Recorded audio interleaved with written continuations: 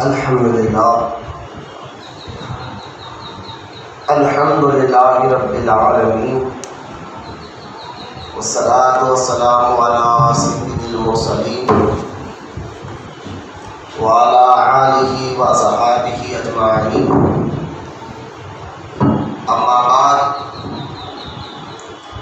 فاعوذ باللہ من الشیطان الرجیم، بسم اللہ الرحمن الرحیم، قد جاءکم من اللہ سبحان اللہ سبحان اللہ آمنت باللہ صدق اللہ العلی العظیم، وقال اللہ تعالی فی شان حبیبہ الکریم، ان اللہ وملائکتہ یصلون علی النبی یا ایھا الذین آمنوا صلوا علیہ وسلموا تسلیما، اللہم صل علی سیدنا و مولانا محمد معدن الجود والکرم وعلی آلہ وبارک وسلم، صلاۃ و سلام علیک یا رسول اللہ صلی اللہ تعالی علیہ وآلہ وصحبہ وسلم۔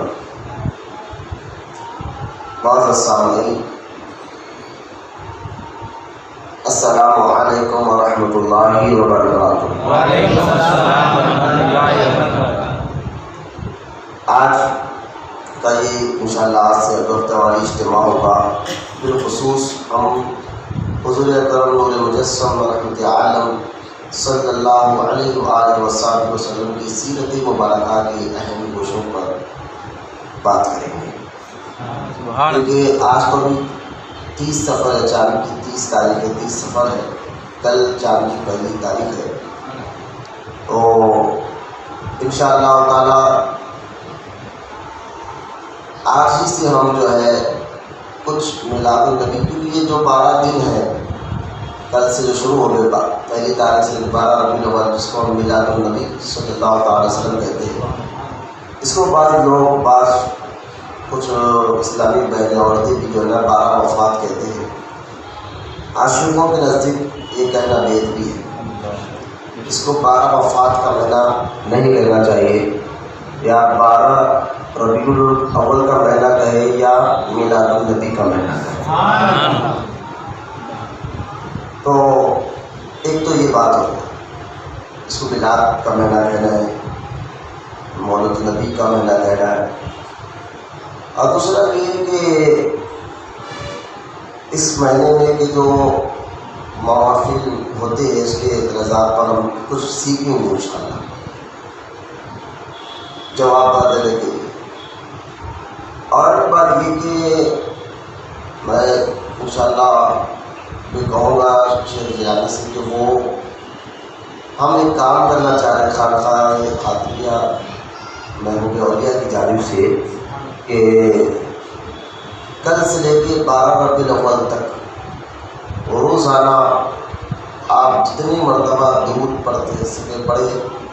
ارادہ یہ ہے کہ 12 ربیع الاول جو جمعہ کا دن ہے، سبحان اللہ سبحان اللہ، 30 اکتوبر جمعہ کا دن، آج تو 18 اکتوبر ہے، 30 اکتوبر جمعہ کا دن آ رہا ہے، تو ڈیلی انشاءاللہ یہاں خانقاہ محبوب اللہ کی جانب سے 5 کروڑ مرتبہ درود پاک حضور کی بارگاہ میں تحفۃ بھیجنا ہے۔ سبحان اللہ، 5 کروڑ مرتبہ انشاءاللہ۔ نیت تو یہ ہے کہ 5 کروڑ اور سب مل کر 12 دن تک ہم پڑھیں گے، آج سے شروع کر دیں گے ہم 12 دن تک لگاتار درود، تو روزانہ جتنی مرتبہ درود پڑھے گا، کیونکہ روزانہ لکھنا تو بڑی مشکل کی بات ہے، ایک واٹس ایپ گروپ بنایا جائے گا جو میلاد اور درود کہہ کر وہ اس کا ٹاپک رہے گا، وہ صرف 12 دن تک کے لیے رہے گا۔ جس کے پاس واٹس ایپ ہے تو بڑی مہربانی جیلانی میں بولے بڑے تاکہ وہ گروپ میں آپ کا بھی نام ایڈ ہو سکے، اور مقصد ہمارا درود پاک اللہ اور اس کے رسول کی رضا کے لیے حضور کی بارگاہ میں بھیجنا ہے۔ سبحان اللہ، 5 کروڑ مرتبہ 12 ربیع الاول تک جتنے بار درود سب مل کر پڑھے، جمعہ کا دن آئے گا انشاءاللہ، اس دن ہم درود پاک حضور کی بارگاہ میں پیش کریں گے، فاتحہ وغیرہ ہوگی، جمعہ کا دن بھی ہے، اس کے بعد وہ گروپ ڈیلیٹ کر دیا جائے گا۔ درود پاک کیونکہ اس لیے بھی دیکھیے آپ حدیث مبارکہ میں درود پاک کے متعلق بہت سی فضیلت آئی ہے، بانی جامع نظامیہ مولانا انوار اللہ خان فاروقی رحمۃ اللہ تعالیٰ علیہ نے اپنی کتاب انوار احمدی میں بہت پیارا نقطہ درود پاک کے پر ارشاد فرمایا۔ آپ فرماتے ہیں کہ اللہ تعالیٰ نے جو قرآن پاک سورہ احزاب کی جو ایک آیت ہے، قرآن کی آیات ہے، جس میں اللہ تعالیٰ ارشاد فرما رہا ہے ان اللہ و ملائکتہ یصلون علی النبی، یہ آیت پڑھ کر آپ فرماتے ہیں کہ بے شک اللہ اور اس کے فرشتے مصطفیٰ پر درود بھیجتے ہیں۔ تو یہاں پر بانی جامع نظامیہ مولانا انوار اللہ خان فاروقی رحمۃ اللہ تعالیٰ نے بہت پیارا نقطہ، یعنی بہت پیارا لطیف پیاری بات کرتے ہوئے ارشاد فرماتے ہیں اپنی کتاب انوار احمدی میں کیا فرماتے ہیں کہ دیکھو اللہ تعالیٰ کے سارے فرشتے اللہ ہی کے، لیکن جو درود پڑھتا ہے اللہ کہہ رہا ہے اللہ اور اس کے فرشتے، سبحان اللہ۔ تو یعنی اللہ تعالیٰ درود پڑھنے والوں کو اپنا محبوب بنا لیتا ہے۔ تو درود پاک ایک ایسا وظیفہ ہے، اسی کے متعلق محقق الاطراف حضرت شاہ عبد الحق محدث دہلوی رضی اللہ تعالیٰ عنہ فرماتے ہیں اگر کسی کو پیر کامل نہ ہو تو وہ درود پاک کی کثرت کرتے رہے سبحان اللہ، تو انشاءاللہ اس کو اللہ تعالیٰ کا قرب حاصل ہو جائے گا۔ تو جہاں یہ درود پاک اللہ کا قرب حاصل کرنے کا ذریعہ بھی ہے، یعنی درود پاک کیوں پڑھو کہنے کے لیے کہہ رہے ہیں، تو اس کا ایک فائدہ یہ ہے کہ اس پڑھنے سے ایک تو ہم اللہ کی رضا کے لیے پڑھیں، نیت ہماری اللہ کی رضا ہو، حضور کی بارگاہ میں تحفہ ہو، اس لیے نیت کے ساتھ پڑھیں۔ دوسرا دیکھیے آپ کیونکہ نیت پر دار و مدار ہوگا، جتنی مضبوط نیت ہوگی اتنا فائدہ زیادہ ہوگا، تو لہٰذا درود پڑھنے سے یہاں پتہ یہ چل رہا ہے کہ اللہ تعالیٰ درود پڑھنے والے کو اپنا محبوب بنا لیتا ہے۔ سبحان اللہ۔ اور دوسری بات یہ کہ درود پڑھنے سے اللہ تعالیٰ مشکلوں کو اور مصیبتوں کو بھی دور کر دیتا ہے۔ سبحان اللہ۔ جیسا کہ مولانا الیاس قادری عطاری صاحب قبلہ مرتضی اللہ علیہ نے اپنی کتاب فیضان سنت میں ایک حوالہ حدیث کا حوالہ دیتے فرمایا کہ حضور صلی اللہ علیہ وسلم نے ارشاد فرمایا کہ جو روزانہ مجھ پر 500 مرتبہ درود پڑھتا ہے اللہ تعالیٰ اس کی محتاجگی کو دور فرما دیتا ہے۔ سبحان اللہ، سبحان اللہ۔ اور اس پر ایک واقعہ بھی انہوں نے اس حدیث کو بیان کرنے کے بعد ایک واقعہ بھی اس کتاب میں لکھا، کہا کہ ایک شخص کو قرضہ اتنا تھا تو قرض داروں نے کورٹ میں عدالت میں اس تک کیس پہنچایا اور قاضی صاحب نے اس کو 1 مہینے کا وقت دیا اور کہا 1 مہینے کے اندر تم اس فلاں قرض داروں کا پیسہ واپس دو ورنہ تمہیں جیل میں جانا پڑے گا۔ اب وہ بڑا پریشان ہو کے تھا تو ایسا ذریعہ اس کو بن نہیں پا رہا تھا کہ وہ قرضہ پھیر سکے، تو اب یہ حدیث کے مطابق وہ کیا کرا، روزانہ حضور کی بارگاہ میں درود پڑھنے لگا۔ اب جب کثرت سے درود پڑھتا رہا تو یقیناً جو عشق سچا ہو، محبت سچی ہو حضور سے، نیت بھی صاف ہو، اور بظاہر ذریعہ بھی تو کچھ نظر نہیں آ رہا تھا کہ اتنے کم وقت میں اتنا قرضہ کیسے پڑھ سکے، کیونکہ روزانہ اگر محنت بھی کرے تو اتنا قرضہ مہینے بھر کے تک نہیں نکل سکتا تھا، تو محنت بھی کر رہا تھا، درود بھی پڑھ رہا تھا۔ اب جب کثرت سے درود پاک پڑھنے لگا تو ایک مرتبہ اس کی قسمت کا ستارہ جاگ اٹھا، خواب میں اللہ کے رسول علیہ السلام تشریف لائے اور لا کر کہا کہ فلاں جو اس شہر کا امیر آدمی ہے اس کے پاس جاؤ اور کہے کہ وہ تجھ کو یہ تیرا یہ قرضہ ادا کر دے۔ اب یہ خواب دیکھنا تھا، وہ خوشی خوشی صبح اٹھا، لیکن اس کے دل میں یہ خیال آیا کہ میں اگر ڈائریکٹ جا کر کہوں گا کہ حضور خواب میں اس طرح کی بات عرض کرے تو وہ اس کے بارے میں اگر مجھ سے ثبوت پوچھے گا، دلیل پوچھے گا کہ خواب میں حضور آئے گا، اس کا کیا ثبوت ہے، تو میں کیا جواب دوں گا؟ اور حضور نے ایسا ارشاد فرمایا تو یہ کیا جواب دوں گا؟ یہ کہہ کر یہ گیا نہیں۔ پھر حضور علیہ السلام دوسرے دن پھر سے خواب میں تشریف لائے اور کہا تم گئے کیوں نہیں؟ حالانکہ رسول جانتے سب کچھ، بے شک رسول جانتے نہیں ہے تو یہ حضور کا غلام پریشان ہے، اسے خواب میں کیوں آ رہا ہے؟ پتہ نہیں چلا کہ حضور آج بھی اپنے غلاموں پر نظر رکھے ہوئے ہیں۔ سبحان اللہ سبحان اللہ سبحان اللہ۔ ان کا جو غلام کہیں پر ان کو طرف پر پکارا تو حضور آتے ہیں۔ بے شک نمازی ہے، بے شک آتا ہے جاتا ہے، ان کی مرضی ہے۔ تو لہٰذا سرکار علیہ السلام سے حضور نے عرض کیا حضور اگر ثبوت مانگے تو کیا دوں گا؟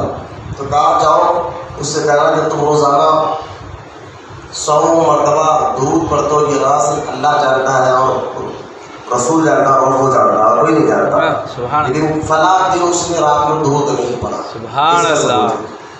تو لہٰذا وہ شخص گیا اور امیر کو سلام کیا اور اس طرح سارا واقعہ سنا تو امیر جھوم کر خوش ہو کر کہنے لگا یہ کتنا قرضہ ہے آپ کو؟ بولے کتنا قرضہ ہے؟ بولے قرضے کے پیسے لے لیجیے۔ سبحان اللہ۔ اور دوسرا اور پیسے دے کر کہا یہ بھی رکھ لیجیے، یہ جو خواب تم آ کر سنا رہے ہو اس کی خوشی میں تمہیں دے رہا ہوں۔ سبحان اللہ۔ تو حضور کی بارگاہ میں میں تو وہی جانتا تھا کہ میں فلاں دن کو نہیں پڑھا، تمہیں معلوم ہو گیا اور یقیناً تمہارا خواب سچا ہے۔ خواب میں جو آ کر حضور نے تمہیں ارشاد فرمایا نا قرضے کے اتنے پیسے تو لے لو، ساتھ میں یہ بھی ایکسٹرا پیسہ لے لو، میں تحفہ تمہیں دے رہا ہوں۔ سبحان اللہ۔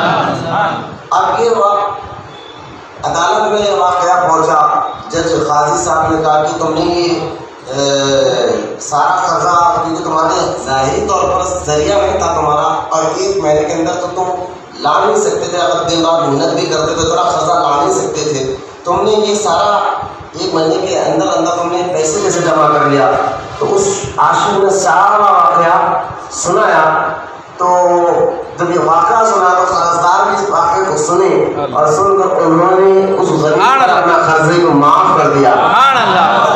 ہماری طرف سے آپ خود رکھ لیں۔ اس طرح اللہ تعالیٰ نے اس امیر کے ذریعے اس جو ہے درود پاک کی برکت سے اس کی محتاجی کو دور فرما دیا۔ یہ تجربے کی بات یہ ہے کیونکہ حدیث غلط نہیں ہو سکتی۔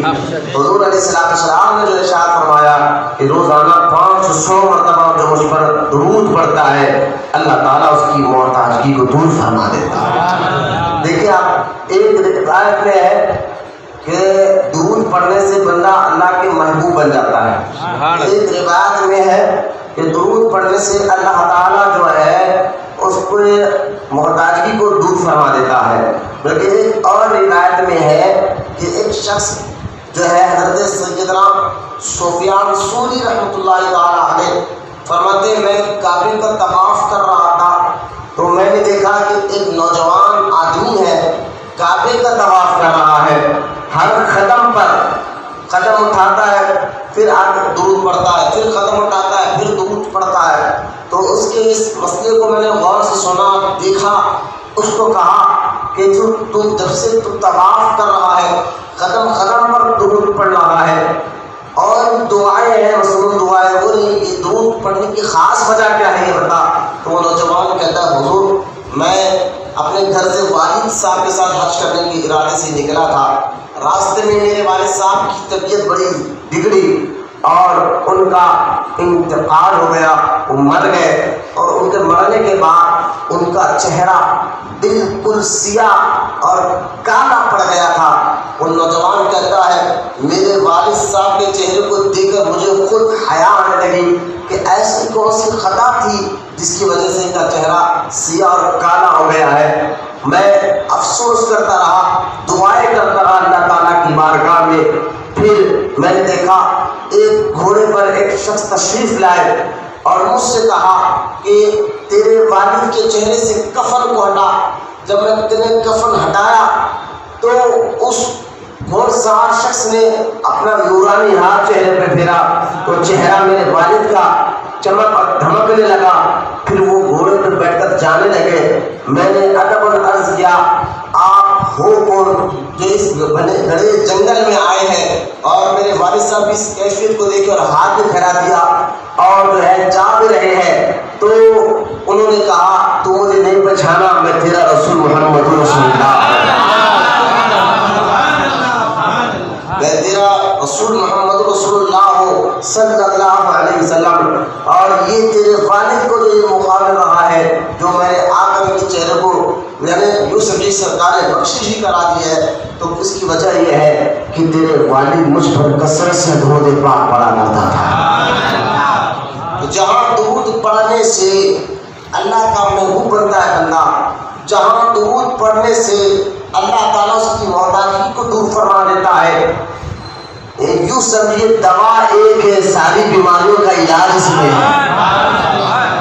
دوا ایک ہی ہے، ساری بیماریوں کا علاج اسی میں ہے. محبوب بھی بن رہا ہے، محتاجگی بھی دور ہو رہی ہے، نزاع کی کیفیت بھی ختم ہو رہی ہے، نزاع کی کیفیت بھی ختم ہو رہی ہے. یعنی خبر کا معاملہ بھی سدھر رہا ہے، خبر کا معاملہ بھی سدھر رہا ہے. اور دیکھیے آپ قیامت کے دن جب حساب و کتاب ہوگا، حدیث مبارکہ میں ہے ایک شخص کے نام اعمال جب تولا جائے گا تو اس کے گناہ زیادہ ہوں گے، نیکیاں کم ہوں گے. اللہ کا حکم ہوگا، فرشتے اس کو کھینچتے ہوئے دوزخ کی طرف لے جا رہے ہوں گے. وہ پلٹ پلٹ کر دیکھے گا اور کہے گا کہ فرشتے پوچھیں گے اب کس کو دیکھ رہا ہے؟ کہاں کمری والے آقا محمد صلی اللہ علیہ وسلم کو دیکھ رہا ہوں. حضور فرشتوں کو رکائیں گے اور رکا کر کہیں گے اس کو میرے حوالے کر دو. کہا یا رسول اللہ، فرشتے کہیں گے اس کے نیکیاں کم ہے، گناہ زیادہ ہے، دوزخ میں لے جانے کا حکم ہوا ہے، اب ہم لے کر جا رہے ہیں. کہا ٹھیک ہے، پھر سے میرے سامنے میں کرتا ہوں اور میرے سامنے نام اعمال کو تولا جائے. یہ حدیث مبارکہ میں ہے جب حضور صلی اللہ علیہ وسلم سے صحابہ نے پوچھا تھا کہ یا رسول اللہ علیہ السلام، آپ قیامت کے دن جب انسانوں کی گنتی نہیں ہوگی، اتنے انسان ہوں گے، اتنے انسانوں میں آپ کو ہم تلاش نہ کریں، آپ کو ہم کہاں پر ڈھونڈیں، آپ کہاں جلوہ گر ہوں گے؟ تو اللہ کے رسول علیہ السلام نے فرمایا یا تو تم میزان کی جگہ، میزان ترازو کہتے ہیں جہاں بندوں کے نام اعمال کو تولا جائے گا، تو سرکار فرماتے ہیں تو میزان کے پاس مجھے تلاش کرنا، اگر وہاں نہیں ملا تو پل صراط کے پاس آ جانا، اگر وہاں نہیں ملا تو زمزم کے کوثر کے کنویں کے پاس آ جانا. یعنی اپنے ہاتھ سے اپنے غلاموں کو آب زمزم پلا رہا ہوگا. تو یہ تین جگہ میں سے ایک جگہ میں ضرور موجود ہوگا، یا تو میزان کے پاس ہوگا، یا تو پل صراط کے پاس ہوگا، یا زمزم کے آب کوثر کے کنویں کے پاس ہوگا. تو لہٰذا تین جگہ میں سے ایک جگہ میں موجود ہوگا، اس کا احترام تمہیں کہیں نظر نہیں ہوگا. تو لہٰذا حضور علیہ السلام پھر جائیں گے اور فرشتوں سے کہیں گے اب میرے سامنے اس کے نام اعمال کو تولا جائے، جبکہ اللہ کا حکم تھا اور وہاں چیٹنگ نہیں ہو سکتی، وہاں تو عدل و انصاف کا مسئلہ ہے، وہاں دھوکے بازی کا مسئلہ میں کوئی بندہ سوچ بھی نہیں سکتا. لیکن حضور کہیں گے اب پھر سے تولا جائے، کیونکہ اللہ تعالیٰ قرآن میں کہتا ہے وَلَسَوْفَ يُعْطِيكَ رَبُّكَ فَتَرْضَىٰ، اے میرے محبوب ہم عنقریب تمہیں اتنا دیں گے کہ تم راضی ہو جاؤ گے. اس آیت کی تفسیر مفسرین نے یہاں تک ارشاد فرمایا کہ جب قیامت کا دن ہوگا سرکار فرمائیں گے جب تک میں اے محبوب جب تک تو راضی نہیں ہوگا اس وقت تک میں جنت کا دروازہ نہیں بند کروں گا. حضور راضی تب ہوں گے جب تک ایک کے غلام کو جنت میں نہ پہنچا دے، اپنے ایک کے غلام کو جنت میں پہنچائے تب حضور راضی نہیں ہونے والے ہیں. یہ قرآن کی آیت کی تفسیر میں آیا ہے. تو لہٰذا حضور کی رضا ہی ہے تو اللہ کہے گا پھر سے نام اعمال کو تولا جائے. نام اعمال جب تولا جائے گا تو اس کے واقعی گناہ زیادہ اور نیکیاں کم ہوں گے. حضور علیہ السلام اپنے مبارک ہاتھ سے چھٹی نکالیں گے اور اس کی نیکیاں والے پلڑے میں ڈالیں گے. اب اس کی نیکیاں والا پلڑا بھاری ہو جائے گا. جب اس کی نیکیاں والا پلڑا بھاری ہو جائے گا فرشتے جنت میں لے کر چلے جائیں گے. اب مجھے اس جانے والا کہے گا کہ یا رسول اللہ علیہ السلام، آقا آپ نے جو نیکی والے پلڑے میں جو آپ نے چھٹی ڈالی ہے اس چھٹی میں تھا کیا؟ تو کہیں گے کہ میرے غلام سن، جو مجھ پر تو محبت اور عقیدت کے ساتھ ایک مرتبہ درود پڑا تھا وہ چھٹی میں تیرا بھیجا ہوا درود ہی لکھا ہوا تھا. بولو محبت سے سبحان اللہ. درود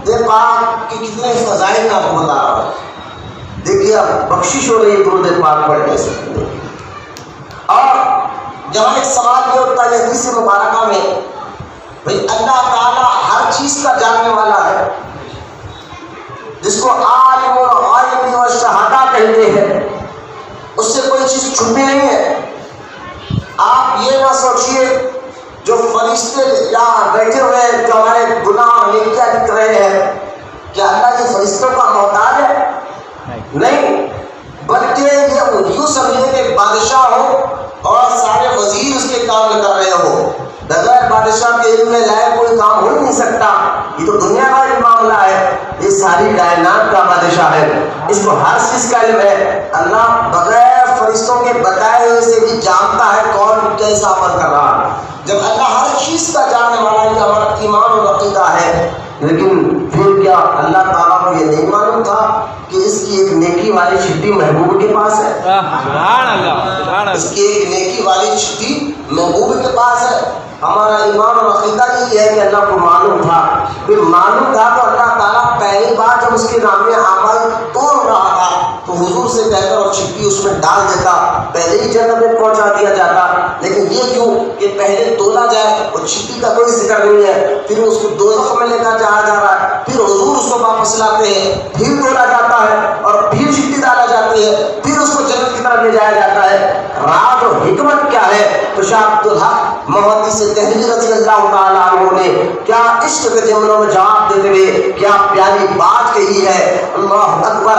آپ فرماتے ہیں اصل میں یہاں پر مصطفیٰ کی شان و عظمت بتایا جا رہا ہے۔ سبحان اللہ، سبحان اللہ۔ وہ کیسے؟ کہا دیکھو اللہ تعالیٰ اپنے عدل و انصاف کے ذریعے سے اس کو دوزخ کے عدل انصاف تو ہی کہہ رہا تھا کہ اس کی نیکیاں کم ہے، دوزخ کی طرف بھیجا جائے تو وہ عدل انصاف کرنے والا ہے، لیکن مصطفیٰ کو اللہ تعالیٰ نے کہا محبوب میں تو اپنے عدل و انصاف سے دوزخ کی طرف بھیجاؤں گا، لیکن تو جب سب کے سامنے سے اس کو کھینچ کر لا کر اور پھر نام اعمال توڑ کر جنت کی طرف بھیجائے گا، لوگوں کو پتا چلے گا اللہ کے غریب یعنی محبوب تیرے میرے قریب کی طرف مقام و مرتبہ ہے۔ اس لیے علامہ مدنی میاں نے بڑی پیاری بات کہی، فقط یہ مقصد ہے حشر برپا کرنے کا، قیامت کے دن حساب کتاب ہوگا۔ مجھے بتائیے حساب و کتاب ہوگا، جس کی نیکیاں زیادہ ہے وہ جنت میں، جس کے گناہ زیادہ ہو دوزخ میں ہے۔ ایک پل صراط پر چلو، دوسرے کے پل پر چلو، تو آپ مجھے بتائیے سارے چیزیں کیوں کیا جا رہے ہیں؟ وجہ کیا ہے؟ کیا اللہ تعالیٰ جو ہے بغیر اس کے کرے بتا سکتا ہے نا اللہ تعالیٰ کہ تم جنتی ہو تم دوزخی ہو؟ کیونکہ اللہ کو ہر چیز کا علم ہے، اس کو یہ ترازو میں تولنے کی ضرورت ہی کیا ہے نیکیاں کرنے کی؟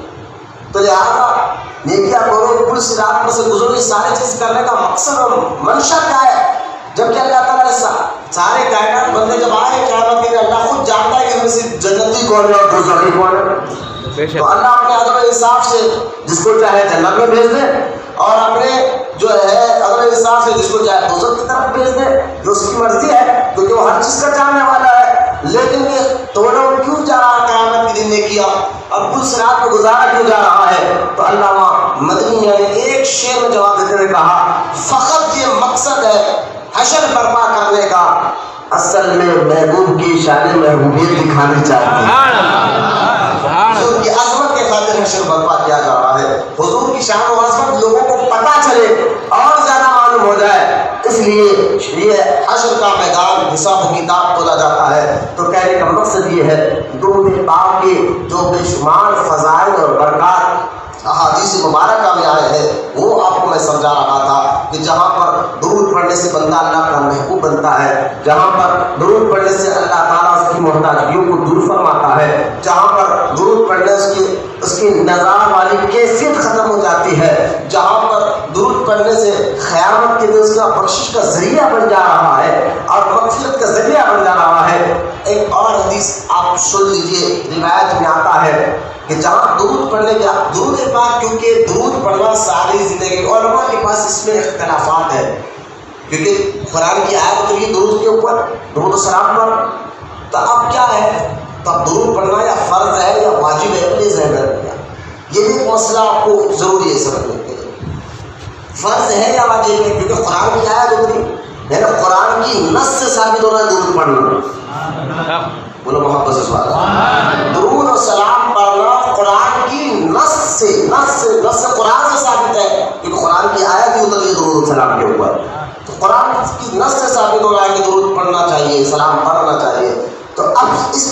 بھی کہ جب قرآن کی آیت آ گئی تو پڑھنا فرض ہے یا واجب ہے یا سنت ہے کیا درود پڑھنا؟ تو یہاں پر علماء نے بڑی پیاری تشریح کرتے ہوئے فرمایا کہ زندگی میں ایک بار درود پڑھنا تو فرض ہے، سبحان اللہ، اور بار بار پڑھ گئے حضور کا نام علیہ الصلوۃ والسلام، جب بھی حضور کا نام سنے علیہ الصلوۃ والسلام۔ اب یہاں پر دوسرے اسٹیپ پر آ کر بعض علماء نے کہا جتنے محفل میں جتنی بار حضور علیہ الصلوۃ والسلام کا نام لیا جائے اتنی بار درود پڑھنا واجب ہے۔ بعض علماء نے کہا نہیں، اگر محفل میں ایک مرتبہ بھی اگر کسی نے درود پڑھ لیا تو بس بات ختم ہے۔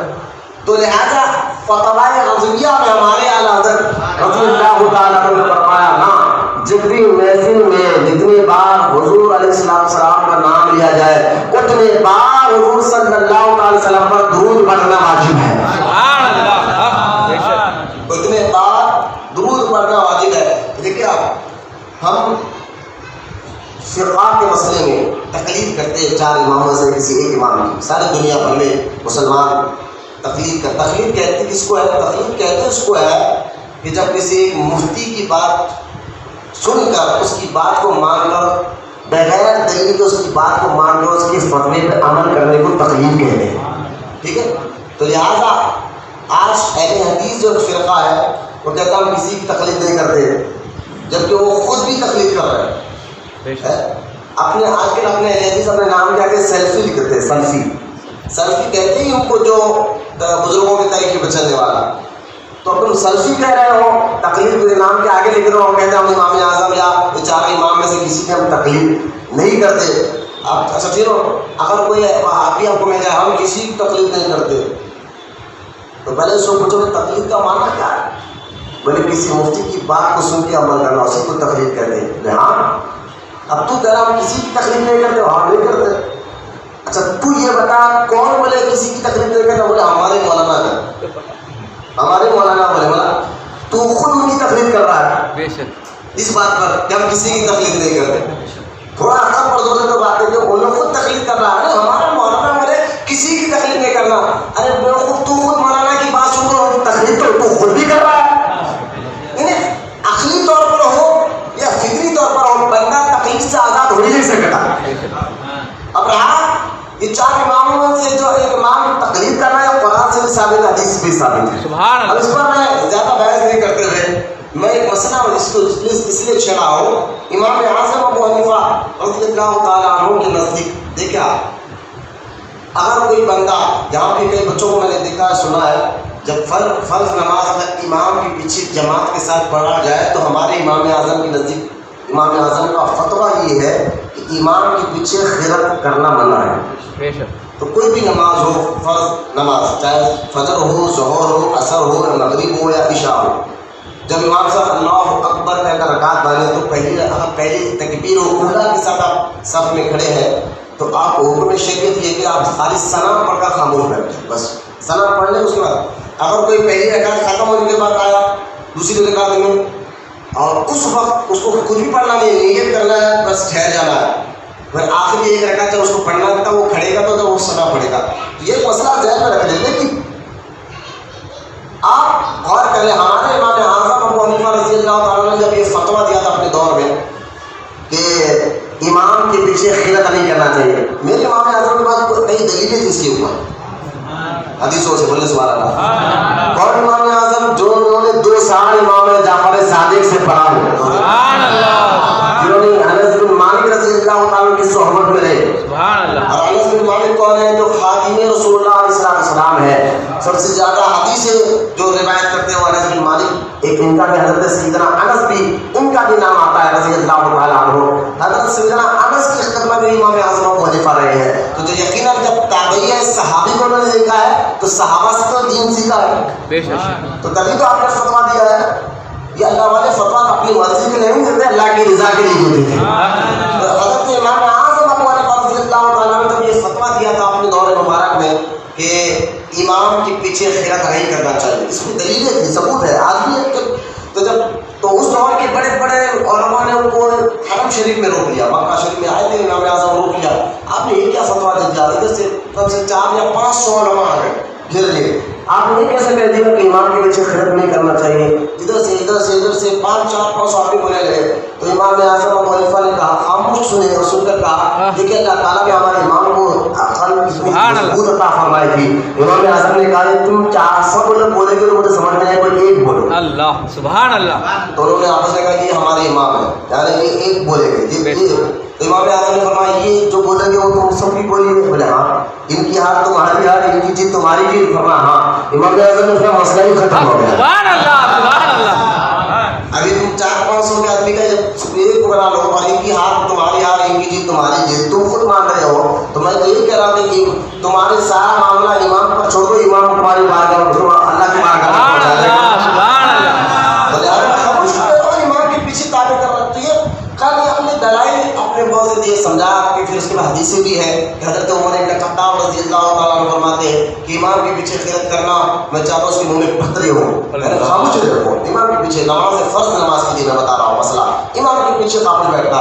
تو امام اعظم ابو حنیفہ رضی اللہ تعالیٰ عنہ کے نزدیک ہم حنفی ہیں. ہم 4 امام میں سے ارے چاروں امام بھی سنی ہیں. سبحان اللہ. امام اعظم ابو حنیفہ امام شافعی امام مالک امام احمد بن حنبل رضی اللہ تعالیٰ یہ چاروں کی سنی ہے. اور ان چاروں کی تقلید کرنے والوں کو سنی مسلمان کہا جاتا ہے. اور یہ چاروں اماموں کی تقلید کرنے والے پوری دنیا میں موجود ہے. امام احمد بن حنبل رضی اللہ تعالیٰ عنہ ان کی تقلید کرنے والے کا خود غوث اعظم کا سکی رضی اللہ تعالیٰ سبحان اللہ.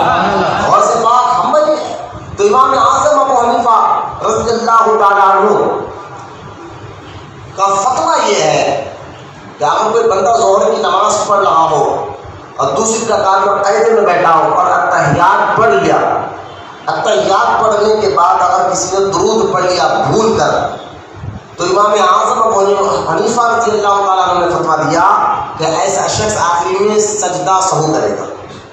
کیا کرے گا؟ سجدہ سہو کرے گا. لیکن امام شافعی رضی اللہ تعالیٰ عنہ آپ چاہے شاہ فرمانے اس پر آپ غور کریں. امام شافعی رضی اللہ تعالیٰ عنہ جو ہے آپ ارشاد فرماتے ہیں کہ اگر کوئی شخص دوسری رکعت میں اتحیات پڑھ رہا ہو اور اس نے بھول کر درود پڑھ لیا حضور پر, کیونکہ فضائل درود پر کچھ باتیں میں آپ کو سمجھا رہا ہوں, میں ٹاپک سے ہٹانے غور کرنا. فضائل درود پر یہ واقعے کو آپ ذرا ذہن میں لا کر پڑھیں کہ درود کسی نے بھول کر پڑھ بھی لیا.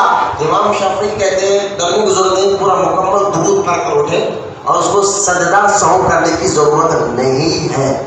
یہ امام شافعی کا فتویٰ.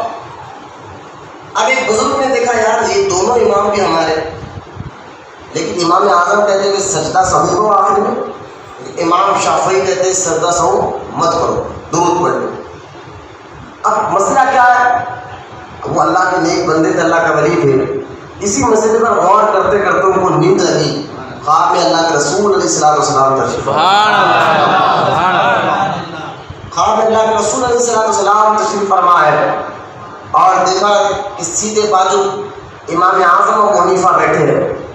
حضور بیٹھے ہوئے ہیں اور سیدھے بازو خدموں کی طرف امام اعظم بیٹھے ہوئے ہیں اور دائیں بازو خدموں کی طرف امام شافعی بیٹھے ہوئے ہیں. میرے امام اعظم ابو حنیفہ رضی اللہ تعالیٰ کا مقام و مرتبہ سمجھنا ہے حضور کے قریب, تو میرے داتا گنج بخش لاہوری کا یہ خواب سن لیجیے جو کشف الوجوہ میں داتا گنج بخش لاہوری رحمۃ اللہ علیہ جن کا مزار لاہور میں ہے, جہاں پر خواجہ غریب نواز نے چلا بیٹھا تھا, ان سے فیض لیا تھا خواجہ غریب نواز نے, وہ ہے داتا گنج بخش لاہوری رضی اللہ تعالیٰ عنہ. آپ فرماتے ہیں میں نے خواب میں دیکھا کہ حضور صلی اللہ علیہ وسلم ایک شخص کو گود میں اٹھائے ہوئے ہیں جیسا کہ ایک باپ اپنے بیٹے کو گود میں اٹھائے ہوئے ہوتا ہے. میں نے دیکھا تو اس شخص سے سرکار گود میں اٹھائے ہوئے ہیں, ان کی داڑھی ریڈ تھی, سفید تھی. میں حیران ہوا اور میں عرض کیا یا رسول اللہ علیہ السلام آپ نے جس کو گود میں اٹھایا ہے تو یہ شخص کون ہے خوش قسمت؟ تو اللہ کے رسول علیہ السلام نے ارشاد فرمایا یہ امام اعظم ابو حنیفہ ہے. لاہور فرماتے اس خواب سے میں نے تعبیر یہ نکالی ہے کہ میرے امام اعظم ابو حنیفہ کا مسئلہ قیامت تک بلند ہوتے رہے گا اور ان کے ماننے والے آتے رہیں گے. اس لیے داتا صاحب بھی حنفی ہے, خواجہ غریب نواز حنفی ہے, نظام الدین اولیاء حنفی ہے, خواجہ بندہ نواز حنفی ہے, بابا فرید گنج شکر حنفی ہے, صابر دلیر حنفی ہے، بڑے بڑے بزرگان دین نے بھی تقلید کی ہے. تم اہل حدیث ہو، تمہیں تقلید کی ضرورت نہیں ہے تو تم جائے تم کچھ بھی کر لے. خیر اس پر میرا موضوع نہیں ہے، میں تقلید پر بہت دیر تک بات کر سکتا ہوں. میرا موضوع درود کی فضائل ہے. آپ غور کریں، امام اعظم ابو حنیفہ رضی اللہ عنہ نے جب یہ فتویٰ دیا کہ سجدہ سہو کرنا ہوگا، بزرگ کو اس سوچ میں فکر میں نیند آئی، حضور نے خواب میں نظر آئے. تو اب اس بزرگ کے جو ذہن ہے سرکار کس طرح اپنے محبوب بندے کی یعنی اللہ رسول کے جو غلام ہے اور اس ولی کے ذہن کا سوال کا جواب عطا فرما رہے ہیں.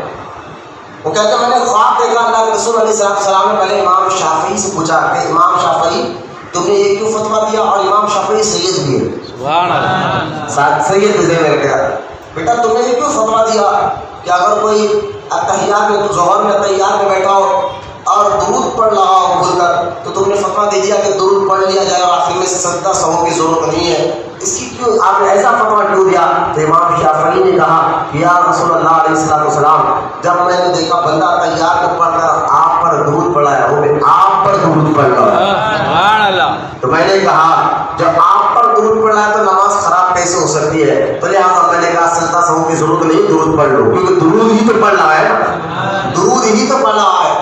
اب پلٹ کر امام اعظم سے حضور پوچھتے ہیں کہ تم نے ایسا کیوں فتویٰ دیا کہ اگر کوئی بھول کر درود پڑھ لے دوسری رکعت میں اب اس پر سجدہ سہو کرنا ضروری ہے؟ تو امام اعظم جو سارے اماموں کے امام ہے، امام اعظم نعمان بن ثابت ان کا اصل نام ہے.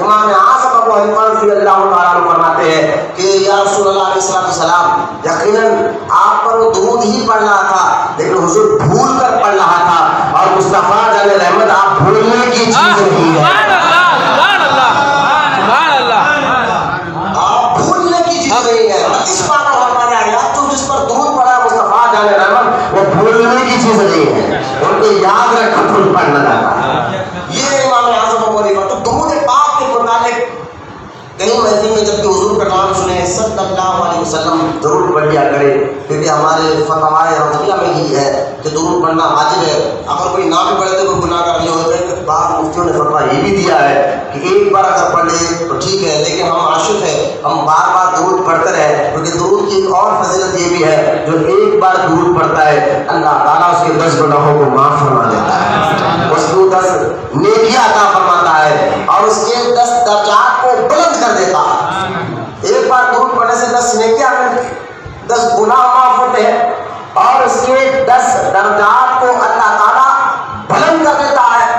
اور یہاں تک کہ حدیث مبارکہ میں آیا ہے کہ سنو جو درود پاک کی دنیا میں کثرت کرے گا قیامت کے دن میں اسے مسافہ کروں گا، میں اسے مسافہ کروں گا، اور جس سے حضور مسافہ کر دے وہ دوزخ میں جا ہی نہیں سکتا، جس سے حضور مسافہ کر لے وہ دوزخ میں جا ہی نہیں سکتا. تو درود پاک کی بے شمار فضائل میں جاتے گئے. اور کئی یہاں تک میں نے واقعہ سنا ہے درود پاک کے متعلق بڑے بڑے بزرگوں کا عمل. آپ چلا پیش کرنے والے بزرگوں دیکھ خواجہ قطب الدین بختیار کاکی رضی اللہ عنہ کے بارے میں آپ پڑھیں. کون خواجہ قطب الدین بختیار کاکی؟ جو خواجہ غریب نواز کے خلیفہ اکبر ہے.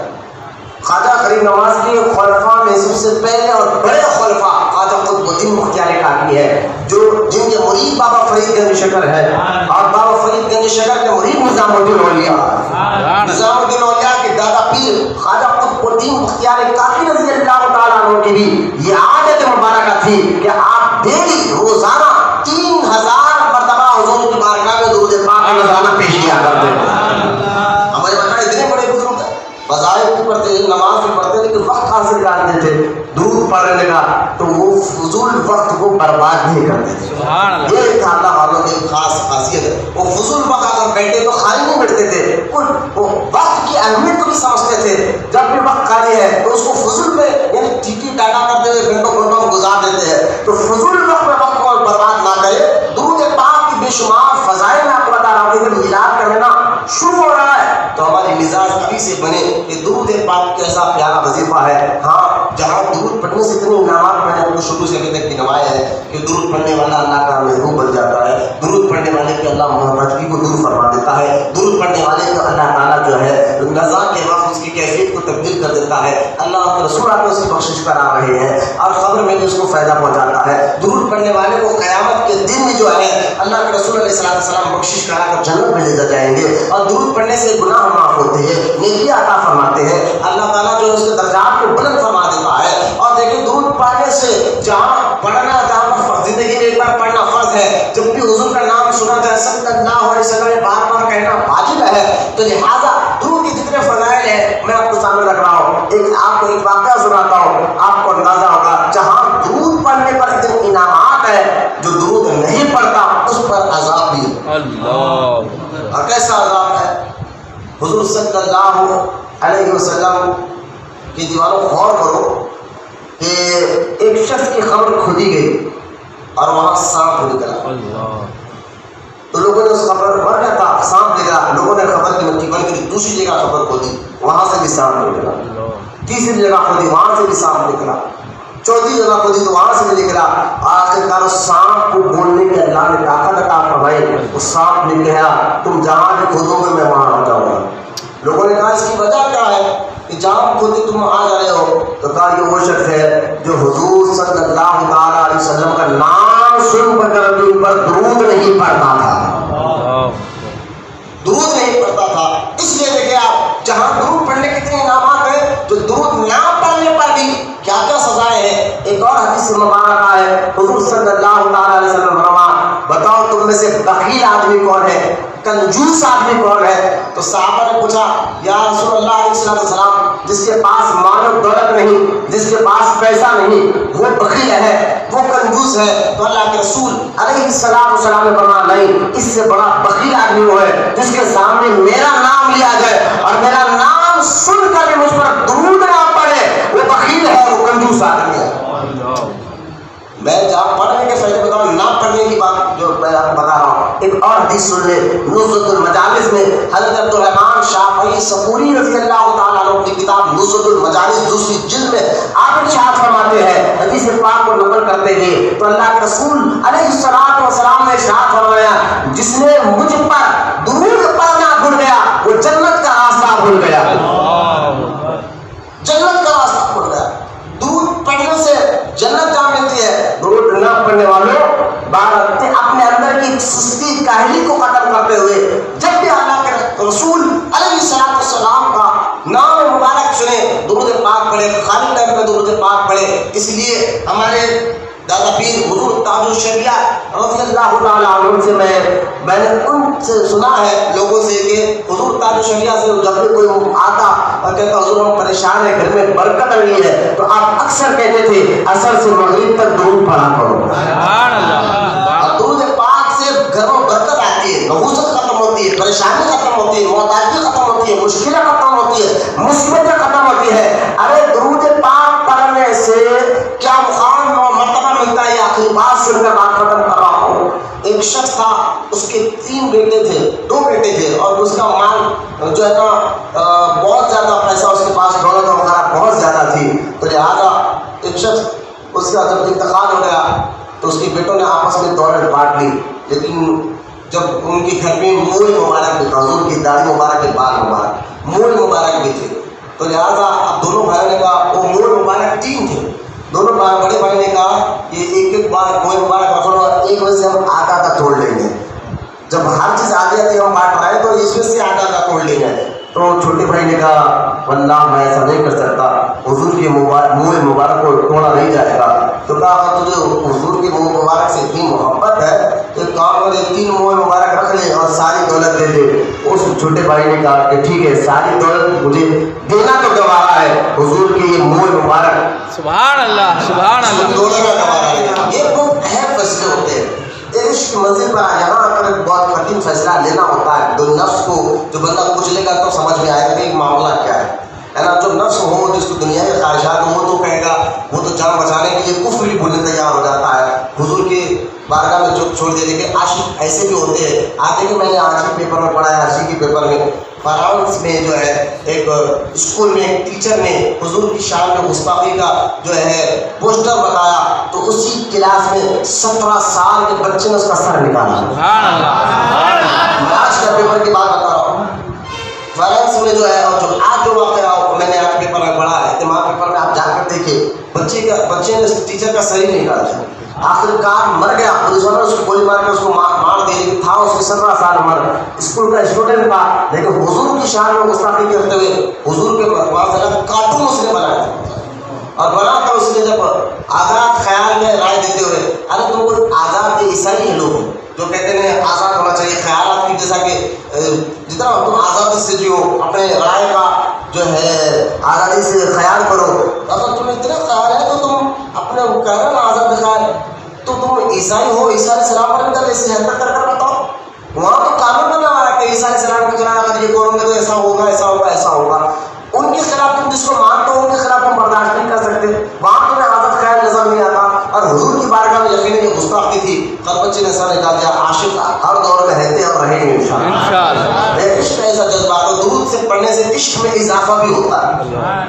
اب دیکھیے وہ بندہ پہلے سے درود پڑھتا تھا، اس نے کہا کہ منہ مبارک کو میں توڑ نہیں سکتا، اور وہ منہ مبارک رکھ لیا گھر میں اور کثرت سے درود پاک پڑھتا تھا، اللہ تعالیٰ نے اس کی مال میں برکت عطا فرمائی، کیونکہ اس بڑے بھائی کو نیت اس کی صحیح نہیں تھی، نیت صحیح نہیں الگ بات ہے، لیکن اس نے گستاخی بھی کی تھی نا، منہ مبارک کو توڑنے کی نیت سے پتہ چلا ہوا ہے، اگر دشمنی معاف ہو سکتی ہے گستاخی معاف نہیں ہوتی، اور اللہ اپنے رسول کے گستاخوں کو معاف نہیں کرتا، اس کی ساری دولت بھی چلے گی، بڑے بیمار ہو کر در در کا بھیک مانگتے مانگتے مرا، یہ اس کی گستاخی کی سزا تھی، اور ادھر اس شخص نے جب درود پاک کی کثرت کرنا شروع کیا، اس منہ مبارک کی برکت سے اسے چند ہی پیسوں میں اللہ تعالیٰ نے ایسی برکت عطا فرمائی، اس کو مالا مال بھی کر دیا، اور جب اس کا انتقال ہوا تو وہاں کے علاقے کے بزرگ کو خواب میں اللہ تعالیٰ نے کہا کہ اگر کسی کو دعائیں قبول کرانا ہے تو اس کی خبر پہنچا کے دعائیں،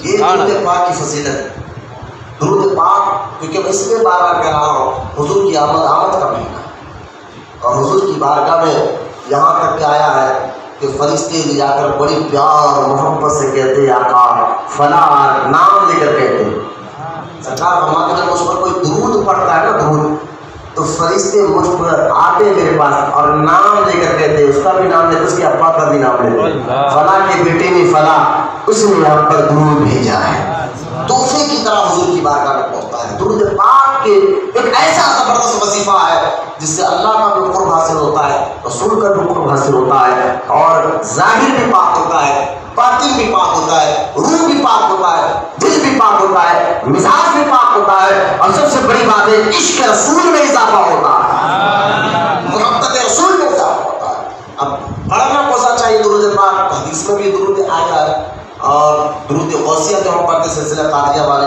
اللہم صلی علی سیدنا مولانا محمد معدن الجود والکرم وعلی آلہ وبارک وسلم، یہ درود غوثیہ ہے، جو شجرۃ المرید ہے، شجروں میں درود غوثیہ لکھا ہوا ہے، اغنی آدمی ہے تو جو آپ کو درود یاد ہے پیار اور محبت اور عقیدت سے آپ پڑھنے والے بنے۔ سرکار فرماتے ہیں جو مجھ پر درود پڑھتا ہے وہ درود فرشتے مجھ تک لاتے ہیں، لیکن جو پیار اور محبت سے مجھ پر درود پڑھتا ہے اس کے درود کو میں خود اپنے کان سے سماعت فرماتا ہوں انشاءاللہ۔ اب کل سے پہلی تاریخ ہے، ابھی گروپ کا ایک گروپ بنائے گا انشاءاللہ، بنائے جا رہے، جتنے کو نمبر ہے بنیا کرتے ہیں، جن جن کے نمبر ہے وہ تو آ گئے، جس کے پاس خواہش ہے کہ ہم ارادہ کر چکے ہیں کہ جس کو اپنا نام حضور کی بارگاہ میں پیش کرنا ہو تو خانقاہ کی طرف سے اگر پیش کریں گے تو ہمارے مشائخ ہیں نا اوپر والے، ہمارے اعلیٰ حضرت ہے، سید قرآن الدین بادشاہ ہے، ان کے ذریعے سے درود جائے گا، ہمارے غلام حضور آپ کی بارگاہ میں بھیجے ہیں۔ میرا ایمان اور رشتدار کہتا ہے وہ تو اور جلدی قبول ہوگا انشاءاللہ، مصیبتیں تو یوں ختم ہوں گی، پریشانیاں تو یوں ختم ہوں گی، چاہے دیکھیں قید میں جانے کے بعد درود پڑھنے سے آزادی ملی، پھانسی لٹکایا جا رہا تھا، درود پڑھنے سے اس سے معافی ملی ہے، بہت سے مسئلے حل ہوتے ہیں درود پڑھنے سے۔ تو جو ہماری خانقاہ کی جانب سے انشاءاللہ آج سے ہی سمجھیے، اور جن لوگوں کا نمبر جانے کے پاس نہیں ہے وہ خاص طور پر دیے تاکہ وہ درود والے گروپ میں آپ کا نمبر ایڈ کر دے۔ واٹس ایپ اگر کسی کا واٹس ایپ نہیں بچا قریب لوگ ہیں، فون میں واٹس ایپ وغیرہ نہیں ہے تو آپ ڈیلی کا ڈیلی لکھ لیا کریں انشاءاللہ جتنا دے تو 12 ربیع الاول یعنی 30 اکتوبر تک آپ ڈیلی پڑھ کر یہاں آ کر 30 اکتوبر کے دن صبح 10-11 بجے جمعہ کا دن آ رہا ہے، آپ دکھا دیں۔ ہمارا ارادہ ہے کہ ہم خانقاہ کی جانب سے 5 کروڑ مرتبہ درود حضور کی بارگاہ میں تحفہ دیں، اور اس کے لیے 12 دن باقی ہے، آج سے انشاءاللہ آپ اس کا عمل کریں۔ اللہ تعالیٰ کی بارگاہ میں دعا اللہ تمام کو کہنے سننے سے زیادہ عمل کی توفیق عطا فرمائے۔ وما علینا الا البلاغ۔ والحمد للہ رب العالمین.